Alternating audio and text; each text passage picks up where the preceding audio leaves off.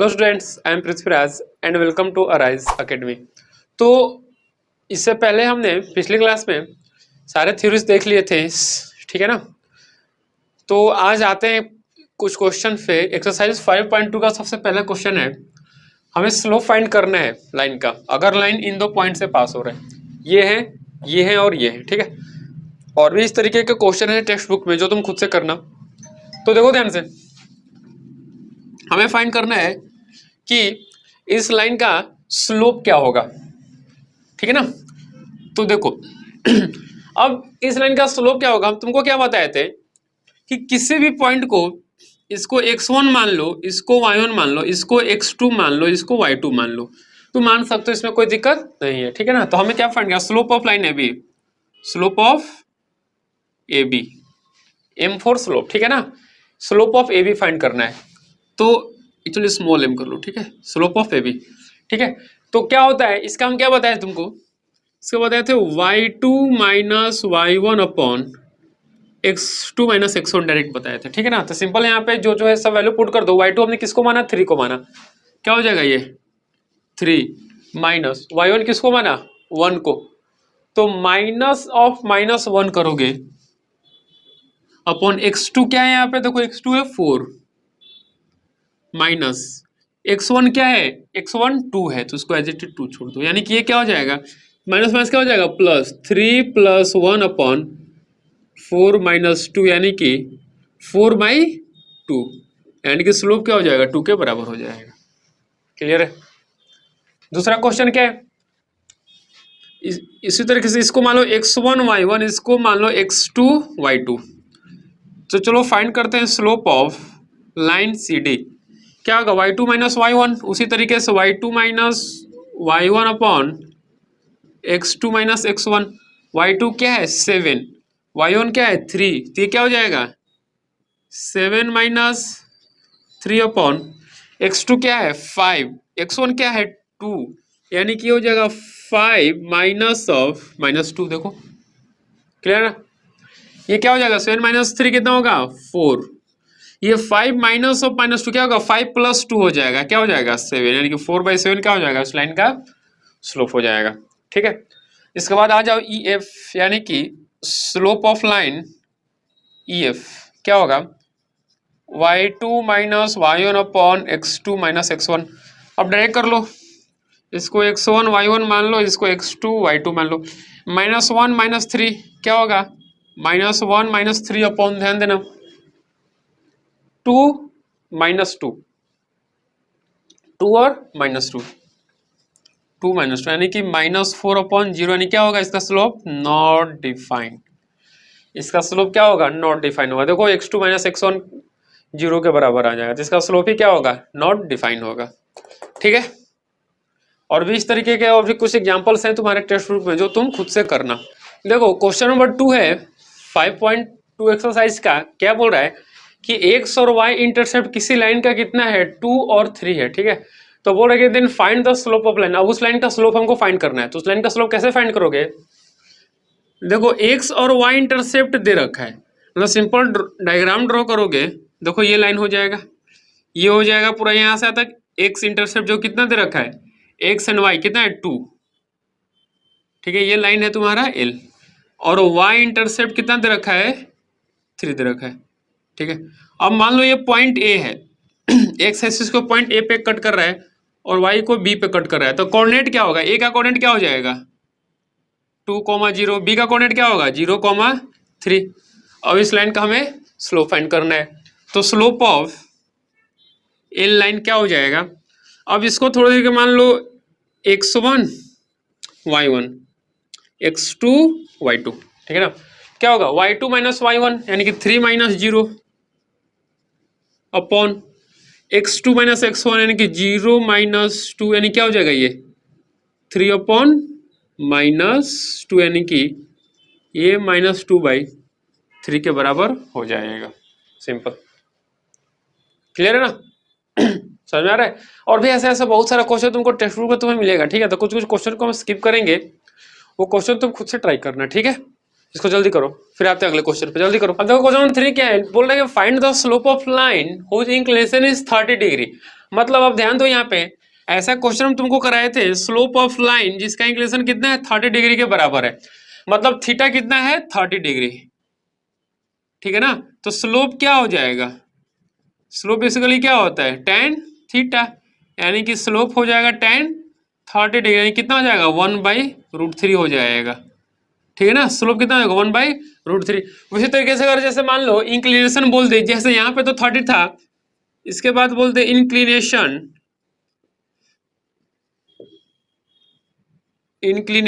Is π/4 बोल दे कि π/4 inclination है, तो बताओ स्लोप क्या होता है, इसका स्लोप क्या हो जाएगा, स्लोप हो जाएगा tan π/4, यानी क्या हो जाएगा 1 के बराबर हो जाएगा। क्लियर ना, ऐसा ऐसा और बहुत सारा क्वेश्चन है इसमें, ठीक है। तो तुम बाकी ट्राई करना, हम स्किप करके आगे बढ़ जाएंगे, ठीक है। चलो इसको जल्दी करो, फिर आते हैं अगले क्वेश्चन पे। देखो नेक्स्ट क्वेश्चन 5 नंबर क्या बोल रहा है कि एक लाइन का जो है मतलब एक लाइन जो है 3 और 3 इंटरसेप्ट्स बना रहा है कोऑर्डिनेट एक्सिस पे, ठीक है ना, मतलब कि इक्वल इंटरसेप्ट बना रहा है एक्स पे भी और वाई पे भी। तो बताओ उस लाइन का इंक्लिनेशन क्या होगा। अब जैसे इसका अगर फिगर बनाए हम,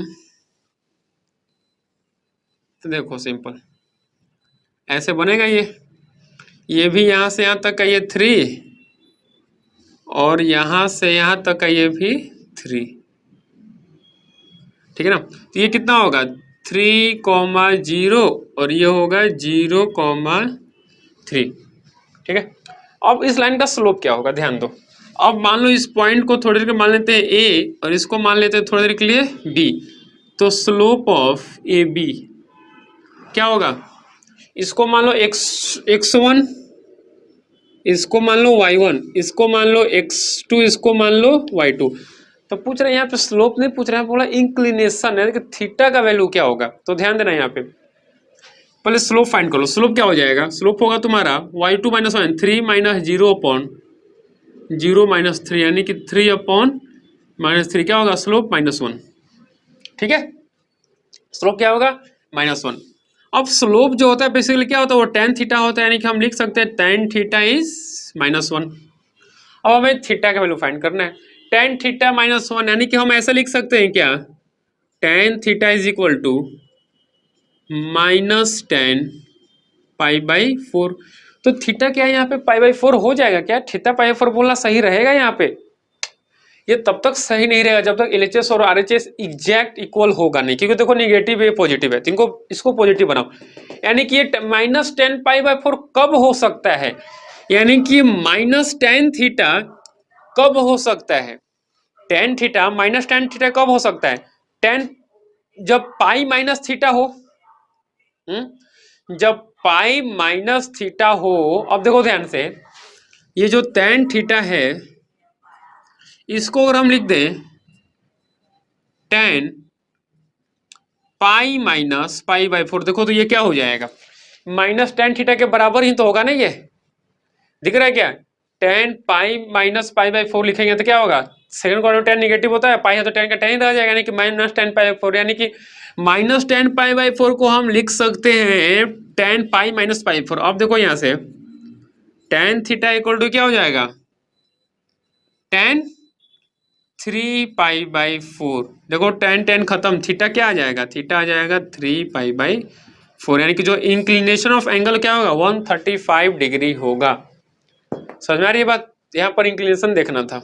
ओके इसको लिखो, फिर आते हैं अगले क्वेश्चन पे, जल्दी करो। देखो अगला क्वेश्चन है, ये क्या क्वेश्चन कह रहा है कि विदाउट यूजिंग पाइथागोरस थ्योरम, बिना पाइथागोरस थ्योरम यूज किए हमें पता करना है कि जो वर्टिसेस है ए बी सी, ये एक राइट एंगल ट्रायंगल के वर्टिसेस है, ठीक है ना। तो देखो पाइथागोरस थ्योरम से तो हम इजीली पता कर सकते हैं p² + b² = h², ठीक है ना। लेकिन यहाँ पे बोला कि वो सब यूज नहीं करना है, बिना यूज किए फाइंड करना है, ठीक है।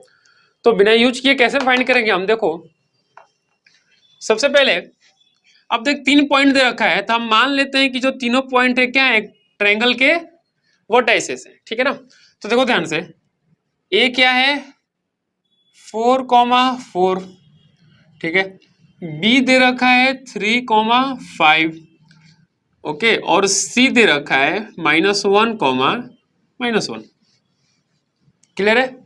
ओके, अब क्या करो कि सबका स्लोप फाइंड करो। हम ए बी का स्लोप फाइंड करते हैं, ए बी का स्लोप फाइंड करते हैं पहले, slope of A B. A B का स्लोप फाइंड करोगे तो चलो इसको मानते हैं X Y two X two, इसको मानते हैं x1 y1, x1 y1 x2 y2।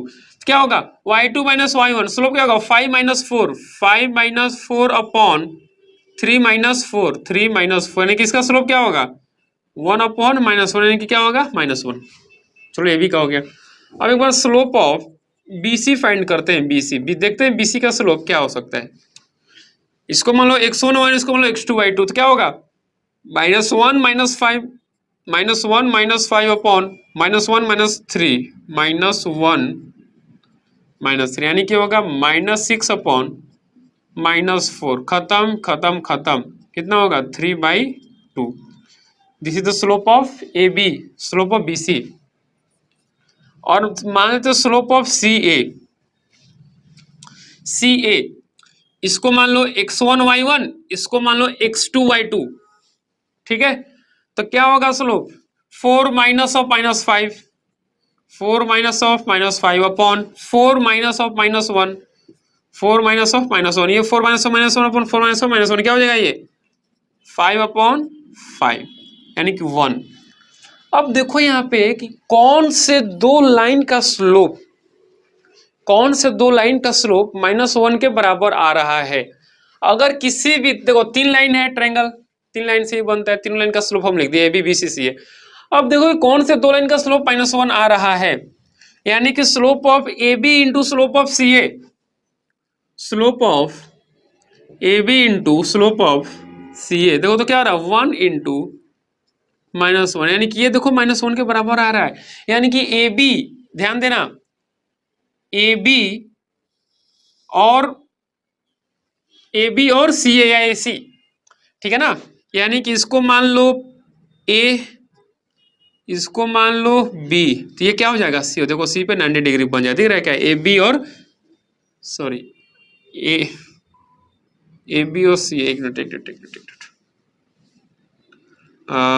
इसको मान लो C और इसको मान लो A, हाँ ठीक है, अब ठीक है। देखो तो AB और AC या CA एक ही बात है, कोई दिक्कत नहीं, ठीक है ना।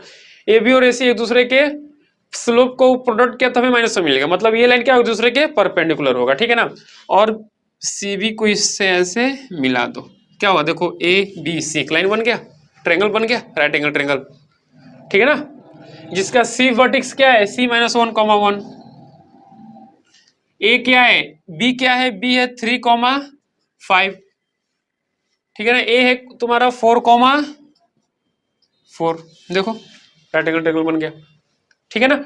ये दो लाइन का स्लोप का प्रोडक्ट हमने देखा -1 मिल गया, मतलब ये दो लाइन एक दूसरे क्या होंगे परपेंडिकुलर होंगे, फिर इनको मैच करा देखो ट्रायंगल बन जाएगा। यानी कि ये प्रूव हो गया ट्रायंगल क्या है, राइट एंगल ट्रायंगल है विदाउट यूजिंग पाइथागोरस थ्योरम। जल्दी इसको लिखो, फिर आते हैं अगले क्वेश्चन पे, ठीक है। तो देखो 7 नंबर क्वेश्चन क्या करता है, क्वेश्चन नंबर 7 बोल रहा है find the slope of line which makes angle of 45 degree in the positive direction of y axis measured anti clockwise. अब देखो ध्यान से, अब क्वेश्चन के लैंग्वेज को ध्यान से पढ़ो, तब तुम्हें रियलाइज होगा कि इसका फिगर किस तरीके से बन से। देखो इसका फिगर पे ही डिपेंड है पूरा क्वेश्चन, एकदम लैंग्वेज समझो अच्छे से, फिगर ड्रॉ कर लो, आंसर आ जाएगा। देखो ध्यान से, क्वेश्चन क्या बोल रहा है कि हमें उस लाइन का स्लोप बताना है जो कि पॉजिटिव y एक्सिस के डायरेक्शन से एंटी क्लॉकवाइज 45 डिग्री का एंगल बना रहा है।